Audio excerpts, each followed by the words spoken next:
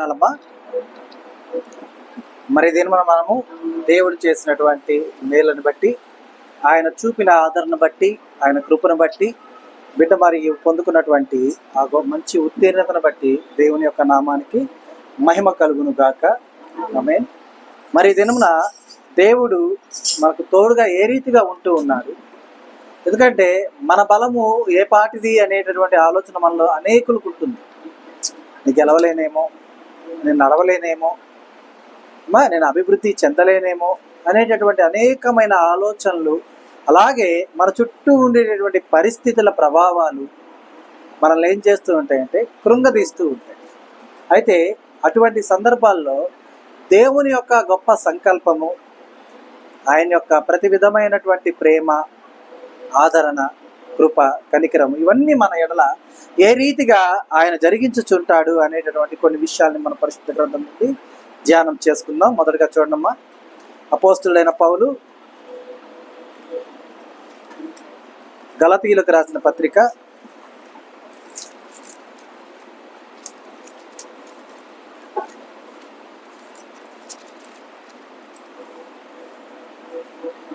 1వ అధ్యాయము 15వ వచనం చూడమ్మా. అయినను తల్లి గర్భమునందు పడినది మొదలుకొని నన్ను ప్రత్యేకపరిచి తన కృపచేత నన్ను పిలిచిన దేవుడు నేను అన్ని జనుల్లో తన కుమారుని ప్రకటింపవలనని. అంటే ఇక్కడ ప్రతి ఒక్క మానవుని యొక్క ఈ యొక్క జన్మము మనం అందరం ఎవరని చెప్పుకున్నామమ్మా? కారణ జన్ములం చెప్పుకున్నామా లేదన్నమాట. కారణ జన్ములం అంటే జన్మించుటకు గల కారణము కలిగి ఉన్నాము. అయితే ఆ జన్మించిన కారణం ఏమై ఉన్నది అంటే ఇక్కడ చూసినట్లయితే తల్లి గర్భము నందు పడినది మొదలుకొని నన్ను ప్రత్యేకపరచి. మనం అనుకోవచ్చు, నాకన్నా బాగా చదివే వాళ్ళని దేవుడు ప్రత్యేకపరిచాడేమో, నాకన్నా గొప్పగా ఉన్న వాళ్ళని దేవుడు ప్రత్యేకపరిచాడేమో అనేటటువంటి ఆలోచనతో మనల్ని మనం అండర్ ఎస్టిమేట్ వేసుకునేవారుగా మనం అప్పుడప్పుడుగా ఉంటూ ఉంటాం. కానీ ఆ రీతిగా మనం ఉండవలసిన అవసరం లేదు. ఎందుకంటే ప్రతి ఒక్కరిని కూడా దేవుడు ఏం చేస్తున్నాడమ్మా? ప్రత్యేకపరచి తన కృపచేత ఏం చేస్తున్నాడు? మనల్ని పిలుస్తున్నాడు. ఎందు నిమిత్తము? అన్య జనులలో తన కుమారుని ప్రకటింపవలనని. అంటే మన యొక్క జన్మకు కారణం ఏమై ఉన్నది? దేవుని యొక్క నామమును ప్రచురపరచుటై ఉంది. మరి ఆయన నామాన్ని ప్రచురపరచాలంటే మనకేం కావాలి? చక్కని జ్ఞానం కావాలి. కావాలా వద్దా? మర్మాలు తెలుసుకోవాలా వద్దా? లోక జ్ఞానం కావాలా వద్దా? ఎదుగుదల కావాలా వద్దా? అంటే అభివృద్ధి కావాలా వద్దా? ఏమా, ఇప్పుడు నేను ఒక విధానంలో ఉన్నప్పుడు నా అభివృద్ధి అనేది నాకు ఉంటేనే నేను డెవలప్ అయినట్టు తెలుస్తుంది కదా, అవునా కదా? అలాగే మనము స్కూలింగ్లో కావచ్చు, కాలేజ్ లైఫ్లో కావచ్చు, లేదంటే ఉద్యోగ విషయాల్లో కావచ్చు, వ్యాపార విషయాల్లో కావచ్చు, మనకు ఎదుగుదల కావాలి అంటే మనం దేవుని చేత ప్రత్యేకించబడిన వారుగా మనం ఉండాలి. దేవుని చేత ప్రత్యేకించబడిన వారుగా మనం ఉండాలంటే ఏం చేయాలి?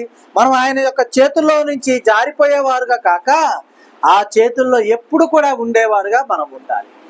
ఆ రీతిగా ఉండాలంటే మనం ఏం చేయాలి?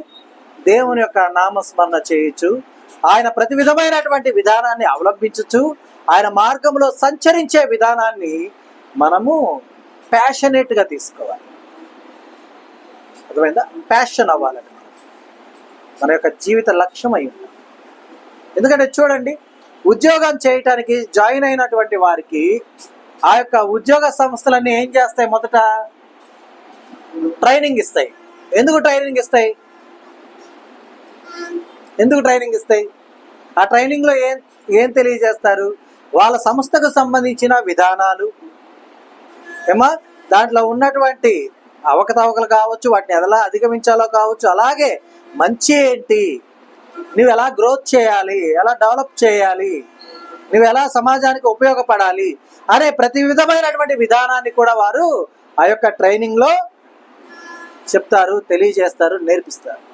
అలాగే దేవుని యొక్క నామ మహిమార్థమైన జీవితాన్ని మనం జీవించుటకు, ఆయన నామాన్ని ప్రచురపరచుటకు మనము ఈ భూమి మీదకి వచ్చి ఉండగా, మనల్ని కూడా దేవుడు చక్కని తర్ఫీదుతో మనల్ని నడిపించాలి అంటే మనం ఏం చేయాలి? దేవుని యొక్క సన్నిధిని మనం ఉండాలి. దేవుడు దయచేయ జ్ఞానము చొప్పున మనము సంచరించేవారుగా మనం ఉండాలి.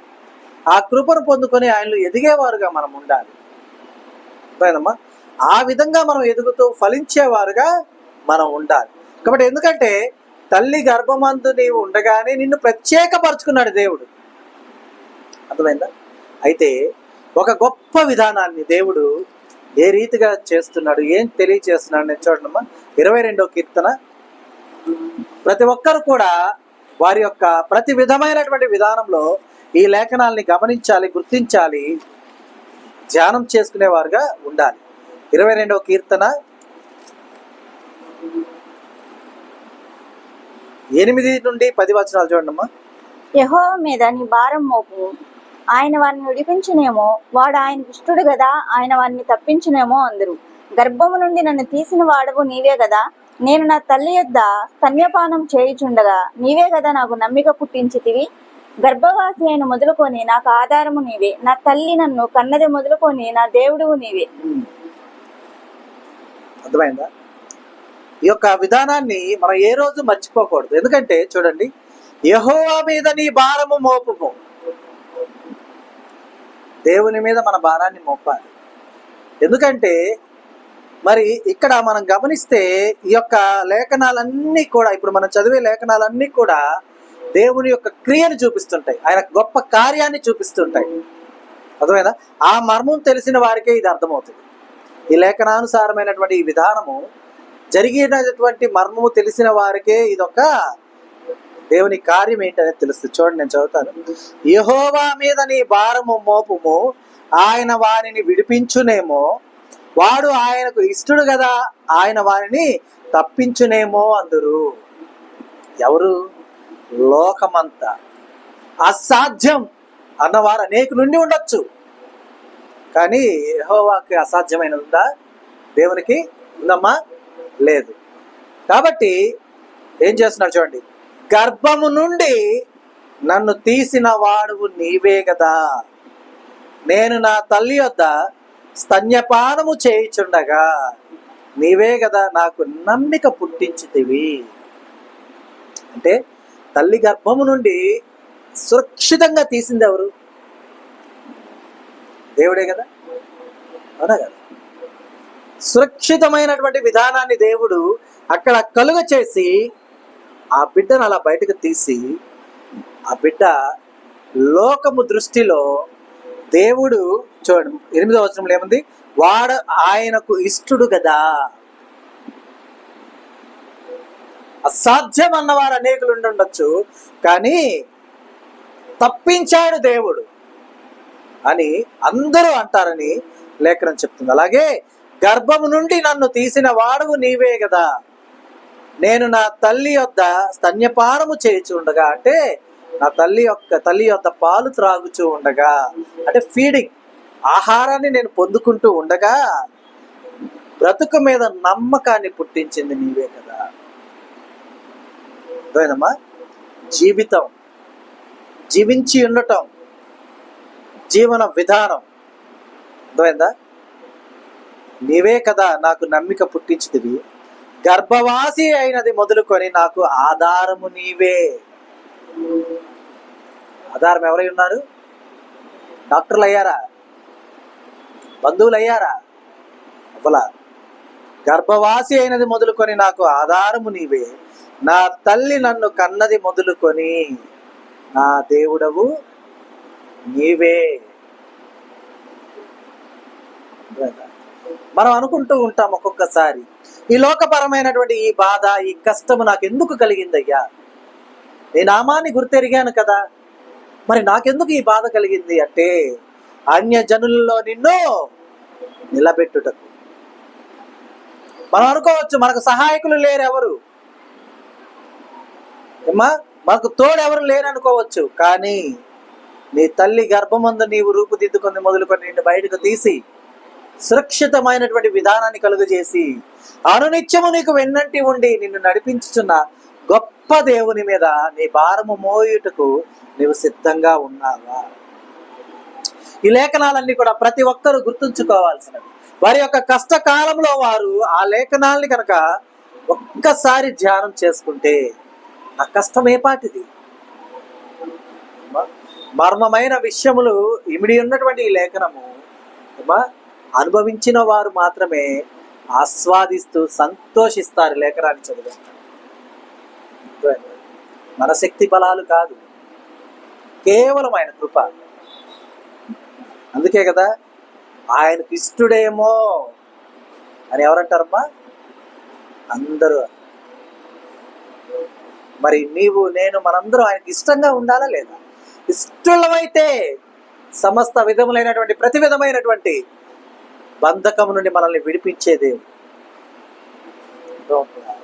ఆ గొప్ప దేవుడు మనకు తోడుగా ఉన్నాడన్న సంగతిని మనము ఏనాడు మరవకూడదు, ఏనాడు విస్మరించకూడదు. అర్థమైందా? కాబట్టి మనం గమనించాలి. మనం అనుకోవచ్చు, నా కష్టకాలంలోనే నాకు దేవుడు కావాలనుకుంటున్నాం. సహజంగా ఒక్కొక్కసారి అన్ని వేళలా నీకు కష్టం ఉంది, నీకు కష్టం కనబడితే, కష్టం కలిగితే నువ్వు దేవుడా అంటూ ఉండి ఉండొచ్చు కాక, కానీ నీ కష్టంలోనే నీకు తోడుగా ఉన్నాడు దేవుడు. నీ కష్టము రాక మునిపే నీకు తోడుగా ఉన్నాడు. నీ కష్టంలో కూడా కష్టాన్ని అనుభవిస్తూ వెళ్తూ ఉంటాడు. అర్థమైందా? దేవుడు ఆ పరలోకమందు కూర్చుని 24 మంది పెద్దల మధ్యన, లేకపోతే ఆ దూతల మధ్యన, లేకపోతే ఆ జీవుల మధ్యలో కూర్చొని ఉంటాడు. ఆయనకేం కష్టం అనుకోవచ్చు, కానీ నీ కష్టాన్ని ఆయన ఇష్టంగా స్వీకరిస్తాడు. నీవు కన్నీరు కారుస్తుంటే నిన్ను ఓదార్చుటకు తన స్వహస్తాలతో నీ కన్నీటి నుండి వచ్చి ప్రతి బాష్ప బిందువుని కూడా ఆయన ఏం చేస్తాడమ్మా? తుడిచి వేస్తాడు. అర్థమైందా? ఈ లోకపరమైనటువంటి వారు ఎవరూ కూడా చేయలేని గొప్ప కార్యము ఎవరు చేస్తారు? దేవుడే చేస్తారు, చేసి చూపించాడు. అవునా కదా? అవునా కదమ్మా? కాబట్టి మనము మన భారమంతా కూడా దేవుని మీద మోపేవారుగా మనం ఉండాలి. అర్థమైందా? మన మీద భారము, మన కష్టం కలిగినప్పుడు మనం ఏం చేస్తామంటే ఈ లోకంలో ప్రయత్నాలు అన్నీ చేసి ఇక చివరికి దేవుడి దగ్గరికి వస్తాం. సహజంగా చాలా మంది ఇలాగే చేస్తారు. కానీ చివరికి కాదు నువ్వు వెళ్ళవలసింది, మొదట దేవుని దగ్గరకు వెళ్ళు. ఆయన అధ్యక్షతన సమస్తము నీకు తీర్చివేస్తాడు. నువ్వు మొదట దేవుని దగ్గరికి వెళ్ళకుండా చివరిగా వెళ్తే సమయం వృధా అయితే అవదా? కాలం గడిచిపోతుందా? వేస్ట్ అయిపోతా లేదా? సమయం వృధా అయిపోద్ది. మన ప్రయాసం అంతా వ్యర్థమవుతుంది, ఇవన్నీ అవుతాయి. అదే మొదట దేవుని దగ్గరికి వెళ్తే ఇవన్నీ కూడా దేవుడు ఏం చేస్తాడు? సంతోషంగా నేను మరలా తిరిగి పంపిస్తాడు. కాబట్టి గమనించాలి, కనుక గుర్తుంచుకోవాలి. అలాగే చూడండమ్మా, నిర్గమకాండ గ్రంథము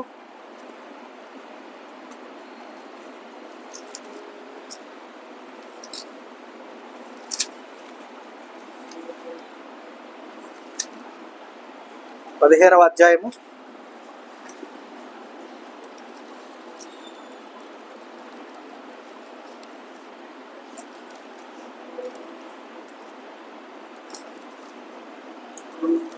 15వ అధ్యాయము 2వ వచనం చూడండమ్మా. యెహోవాయే నా బలము, నా గానము, ఆయన నాకు రక్షణయు ఆయను. ఆయన నా దేవుడు, ఆయనను వర్ణించెదను. ఆయన నా పితరుల దేవుడు, ఆయన మహిమ నుతించెదను. దేవుని నామాన్ని మనము గణపరిచేవారుగా మనం ఉండాలి. అర్థమైందా? యెహోవాయే నా బలము, నా గానము, ఆయన నాకు రక్షణయు ఆయను. ఆయన నా దేవుడు, ఆయనను వర్ణించదను. ఆయన నా పితరుల దేవుడు, ఆయన మహిమను దించెదను. అంటే మహిమ పరుస్తాను, మహిమను ప్రచురపరుస్తాను. అర్థమైందా? మన బలం దేవుడు అవ్వాలి, మన బలం దేవుడు అవ్వాలి, మన గానము దేవుడు అవ్వాలి, మన సర్వస్వము దేవుడు అవ్వాలి. అర్థమైందా? మనం చేయు ప్రతి ఒక్క పని కూడా ఆయన నామ మహిమార్థమైనదై ఉండాలి, ఆయన నామాన్ని గణపరిచేదై ఉండాలి. అప్పుడు నీకు వెన్నంటి ఉన్న దేవుడు నీ ప్రతి విధమైన అవసరతలోనూ తోడుగా ఉండడా? ఉంటాడా? నడిపిస్తాడా? నడిపించడా? మనకిష్టమైన లెక్చరర్ మా ఎగ్జామ్ సెంటర్లో మనం ఉన్నప్పుడు, కష్టమైన ఎగ్జామ్లో మనం కూర్చున్నప్పుడు, మనకి ఎంతో ఇష్టమైన లెక్చరరు, మనల్ని అభిమానించే లెక్చరరు ఫ్లయింగ్ స్క్వాడ్గా వచ్చి నీ ముందుకు వస్తే ఎంత సంతోషం వేస్తుంది. సార్ ఇది అర్థం కాలేదు సార్ అని అక్కడ అడిగితే చెప్పడా? చెప్తాడా లేదా? ఇంకా ఏం చెప్పి వెళ్తాడు ఇన్విజిలేటర్కి? మా అమ్మాయే కొద్దిగా హెల్ప్ చేయండి అని చెప్పి. ఎప్పుడు నీవు అంటే చూసి రాపించండి అని చెప్పడు, సహాయం చేయండి అని చెప్తాడు. అంటే ఏదైనా అర్థం కాకపోతే అడిగితే దాన్ని వివరించండి అని చెప్పి వెళ్తాడు. అర్థమైందా? మరి అలాగా దేవుడు నీకు తోడుగా ఉంటే ఈ లోకంలో ఉన్నటువంటి ఆ మనుషులు రావచ్చు రాకపోవచ్చు నీ ఎగ్జామ్ సెంటర్కి. ఒకవేళ నీ ఎగ్జామ్ సెంటర్కి ఆయన ఫ్లయింగ్ స్క్వాడ్గా వచ్చినా, నీవున్న ఆ యొక్క రూమ్లోకి రావచ్చు రాకపోవచ్చు, వచ్చినను నేను చూడొచ్చు చూడకపోవచ్చు, చూసినను నీకు సహాయం చేయొచ్చు చేయకపోవచ్చు. ఒకవేళ సహాయం చేయమని చెప్పినా కూడా నీకు కన్ఫ్యూజన్ ఉండి ఉండొచ్చు. కానీ నిన్ను గెలిపించడానికి నీ వెన్నంటి ఉన్న దేవుడు, అర్థమైందా? నిన్ను గెలిపించడానికి నీ వెన్నంటి ఉన్న దేవుడు ఎవరికి కానరాకపోయినను కూడా నీకు కాని వస్తాడు, నీకు కనిపిస్తాడు. ఆయన స్వరం నీకు వినిపిస్తుంది. సర్వ సృష్టిని సృజించిన దేవుడు, సృష్టిలో సమస్తమును కూడా ఏర్పరిచిన దేవుడు, మేధాశక్తిని ఇచ్చిన దేవుడు, ఆ యొక్క ప్రశ్నకు సమాధానం ఆయన దగ్గర ఉండదా? మనం ముందు ప్రిపేర్ అవుతూ ఉంటాం, చదువుకుంటూ ఉంటాం, ఎగ్జామ్స్కి రెడీ అవుతూ ఉంటాం, అర్థం కావట్లా, లెక్చరర్నో టీచర్నో అడిగితే భయం, తిడతారో కొడతారో అని. దేవుడిని అడిగి చూడండి, చక్కని జ్ఞానం నీకు అర్థమయ్యే విధంగా నీవు చదివేటటువంటి ఆ విధానాన్ని నీకు నేర్పించడా? అప్పుడు ఏమవ్వాలి? నీ బలం ఎవరు అవ్వాలి? అప్పుడు దేవుడు అవ్వాలి. అప్పుడు నీకు నేర్పిస్తాడు. మరి పరిశుద్ధాత్ముని మనకిచ్చిన దేవుడు ఏం చెప్పి వెళ్ళడము? నీతోనే ఉండును, నీలోనే నివసించును, నీవు నడవలసిన మార్గమును నీకు బోధించును. కాబట్టి ఆయన మనకు తోడుగా ఉండాలి, ఆయన మనల్ని నడిపించే విధంగా ఉండాలి. కాబట్టి మన యొక్క బలము ఆయన అయి ఉండాలి, మన గానం ఆయన అయి ఉండాలి, మన రక్షణ ఆయనే. కాబట్టి ఆయన మహిమను మనం ఏం చేయాలి? ప్రచురపరిచేవారుగా ఉండాలి. మరి దేవుడు ఇవన్నీ ఎందుకు చేస్తున్నాడు తెలుసా? నీ భారం యెహోవా మీద మోపము. ఎందుకంటే నీ తల్లి గర్భమందు నిన్ను బయటకు తీసింది దేవుడే. స్తన్యపానము చేయించి ఉండగా నీకు నమ్మకాన్ని పుట్టించింది దేవుడే. అనేకులు నీవు దేవునికి ఇష్టమైన బిడ్డవనే సాక్ష్యాన్ని ఇచ్చింది దేవుడే. ఎందుకు ఇచ్చాడు ఇవన్నీ? ఎందుకు ఇవన్నీ చెప్తున్నాడు? చివరిగా చూడండి, యెషయా గ్రంథము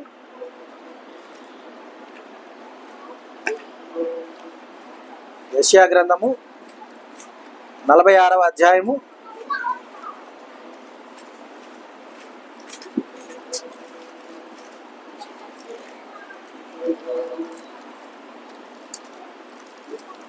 4వ వచనం చూడమ్మా. ముదిమి వచ్చే వరకు నిన్ను ఎత్తుకుని వాడును నేనే, తల వెంట్రుకలు నెరగే వరకు నిన్ను ఎత్తుకుని వాడును నేనే. నేనే చేసి ఉన్నాను, చంకబెట్టుకుని వాడను నేనే, నిన్ను ఎత్తుకొని రక్షించు వాడను నేనే. ఎందుకు దేవుడు ఇవన్నీ చేస్తున్నాడు చూడండి. ముదిమి వచ్చు వరకు నిన్ను ఎత్తుకుని వాడను నేనే. ముదిమి వచ్చే వరకు ఎత్తుకుంటా అంటే ఇక్కడ ముదిమి వచ్చిన వాళ్ళు ఎవరున్నారు చెప్పండి? మీరు అందరూ పరిశుద్ధమ్మనే చూపించారు. అంటే మీకు రాదా ముదిమి? ముదిమి వచ్చే వరకు నిన్ను ఎత్తుకొని వాడను నేనే. మనం అప్పుడప్పుడు అనుకుంటూ ఉంటాం కదా, పరిశుద్ధమ్మమ్మ భలే చిన్నగా అయినా సరే అందరికన్నా ముందుగా వస్తుంది, అక్కడ అన్ని మెట్లు ఎక్కేది ఏమ్మా, అంత దూరం వచ్చేది, అలా నడుచుకొని వచ్చేది, ఇలా నడుచుకొని వచ్చేది, అలా కూర్చునేది, ఇవన్నీ మనం అనుకుంటూ ఉంటాం. కానీ వాస్తవానికి అమ్మమ్మ ఏం నడిచింది? ఆయన ఎత్తుకొని తీసుకొని వస్తే. ముదిమి వచ్చే వరకు ఎత్తుకుని వాడని నేనే అంటున్నాడు. తల వెంట్రుకలు నెరగే వరకు, తల వెంట్రుకలు నెరగే వరకు ఎత్తుకుని వాడను నేనే. అంటే ఆల్రెడీ అమ్మమ్మ తల వెంట్రుకలు నెరిచినాయి కాబట్టి దించేస్తాడు అనుకుంటున్నారా? ఆ? లేదు. అలాగే చూడండి, ఎందుకంటే ఇవన్నీ ఆయన చేస్తుంది నేనే చేసి ఉన్నాను, చంక పెట్టుకుని వాడను నేనే, నిన్ను ఎత్తుకొనుచు రక్షించు వాడను నేనే. అర్థమైందా? మరి రక్షించిన విధానము, ఎత్తుకున్న విధానము మనం చూడలేకపోవచ్చు, కానీ ఒక్కసారి ఆ యొక్క మధురానుభూతిని ఆస్వాదిస్తే తెలుస్తుంది. ఆ యొక్క మధురమైనటువంటి ఆ స్వరమును వింటూ ఆ యొక్క అద్భుతమైనటువంటి ఆ చేతుల్లో మనము ఎంత చక్కగా ఉన్నామో తెలుస్తుంది. మనల్ని నడిపించే దేవుడు, మనల్ని ఎత్తుకునే దేవుడు, మనల్ని బలపరిచే దేవుడు, మనల్ని ఎత్తైన స్థితిలో, ఎత్తైన స్థానంలో నిలబెట్టే దేవుడు మనకు తోడుగా ఉండగా మనం భయపడాల్సిన అవసరం లేదు. మనం చేయాల్సిందల్లా ఒకటే, ఆయనను మన ఆధారం చేసుకోవాలంతే. నీవే నాకు, నీవు తప్ప మరొకరు ఎవరు కూడా సహాయకుడు లేడయ్యా, అంతే. ఆ పరిపూర్ణమైన విశ్వాసము కలిగి, ఆ పరిపూర్ణమైన నమ్మకముతో ఆయనలో మనం ఎదుగుతూ, ఫలిస్తూ, ఆయనలో సంచరించుచు, ఆయన్ని ప్రచురపరుచు ఉన్నప్పుడు నిజంగా మనము గొప్ప ధన్యులుగా, దేవుని యొక్క బిడ్డలుగా, అనేకుల ఎదుట గొప్ప సాక్షులుగా మనం అందరం కూడా ఉంటాం. కాబట్టి అందు నిమిత్తము దేవునికి ఎన్నిసార్లు కృతజ్ఞతాస్తుతులు చెల్లించుకున్నా కూడా అవి చాలవు. కాబట్టి దేవుడు చేసిన గొప్ప మేలుకై ఆయన నామాన్ని గణపరుస్తూ మరి ఆయన స్తుతించుటకు మరి బిడ్డ ఈ రోజున ఏర్పాటు చేసుకున్నటువంటి ఈ యొక్క స్తుతి కోడికను దేవుడు దీవించి ఆశీర్వదించును గాక. ఆమేన్. ఈ దినం దేవుడు మనకు అనుగ్రహించిన తన సత్యవాక్కును బట్టి దేవునికి కృతజ్ఞతాస్తుతులు చెల్లిస్తున్నాను. దేవుడు తన వాక్యమును దీవించును గాక. ఆమేన్.